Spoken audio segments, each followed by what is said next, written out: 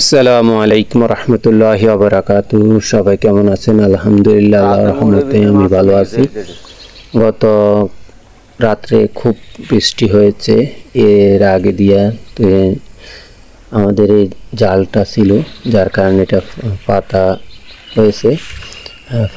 এটা আচ্ছা, আমার ভাই মোহাম্মদ লিমন হোসেন। তো রাত্রে প্রচুর পরিমাণ বৃষ্টি হওয়ার কারণে তো সকালবেলা একবার চাইছি, তারপরে এখন আবার 10টা 11টার দিকে পরে বললাম চল আমরা যাই আবার জালটা দেখি। তো জালটা এখন আমরা আসছি দোনো ভাই মিলে জালটা দেখার জন্য, যে ভিতরে কি কি মাছ আছে না কীরকম মাছ পাইছি সেটা দেখার জন্য। তো সে জালটা ঝাঁকড়া এক সাইডে সব শেষে এটা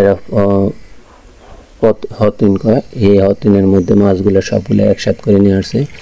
এখানে মাছের সাথে সাথে অনেকগুলা জংলা, পাতা, কুড়া কাটা এগুলো আছে।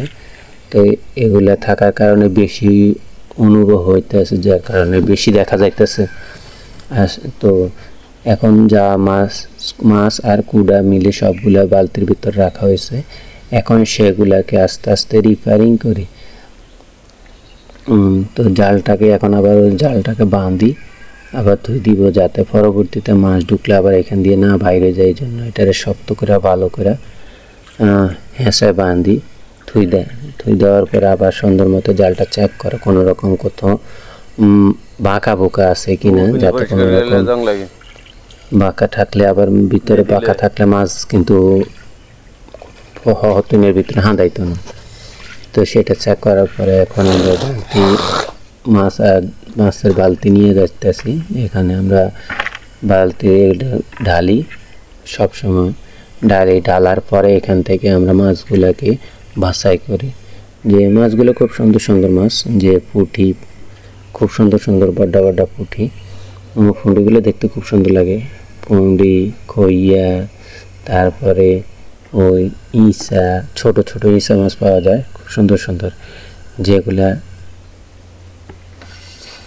হাতা করে খেতে খুব টেস্টে লাগে। তো এখন সে চাইছিল যে জংলা সব বাইতল নিলে, তো আমি বলতেছি যে জাল এখানে এগুলো ঢালি মাছগুলো পরিষ্কার করি নেওয়ার জন্য। তো সে একটু এক ধরনের জোর করে আর কারণ সে এখানে বাঁচার জন্য প্রস্তুত হয়েছে, নাহলে সে কিন্তু এখানে বাঁচত না। তো এখন সে বাঁচি হইতেছে, বাঁচি টোকা মাছগুলা নিতেছে।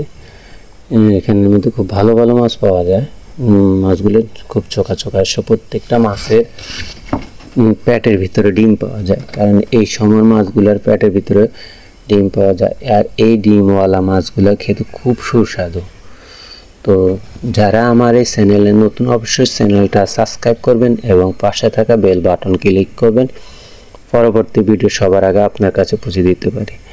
তো দেখতে পাইতেছেন সে মাছগুলারে জংলার ভিতর থেকে বাছি খুঁজে বাইর করতেছে। বাইর করে সেগুলো সবগুলারে আমাদের ডেস্কের মধ্যে এই যে একটা শিং ফোনা পাইছি,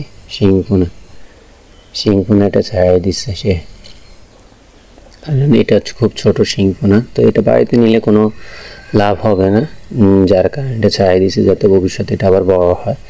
যদি হোক আমাদের ভাগ্য না থাক, কিন্তু আরেকজনের ভাগ্যে থাকতে পারে, কারণ এই ছোটো মাছটাকে নিয়ে কোনো কিছু করা যাবে না।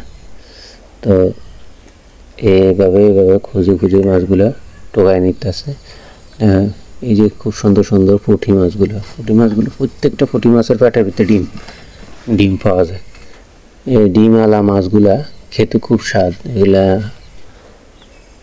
এবং গত বছরের তুলনায় বছর খুব কমে পাইছি, কারণ গত বছরে এক উজালে প্রায় কেজি 1.5-এর মতো পাওয়া যেত, কিন্তু এবছরও সেরকম বৃষ্টি না থাকার কারণে সেরকম মাছ হয় না। তারপরে যাক আলহামদুলিল্লাহ, যা পাইছি, যা আল্লাহ কিসমতে থাকে সেগুলো পাওয়া যায়, এটাই কিসমত।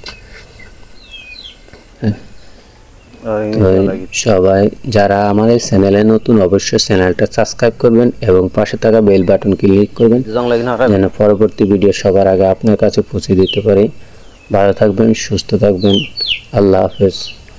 আসসালামু আলাইকুম রহমতুল্লাহি ওয়া বারাকাতুহু। এই তারপরেও প্রায় 20-30-40 টাকার মতো মাছ পাইছি।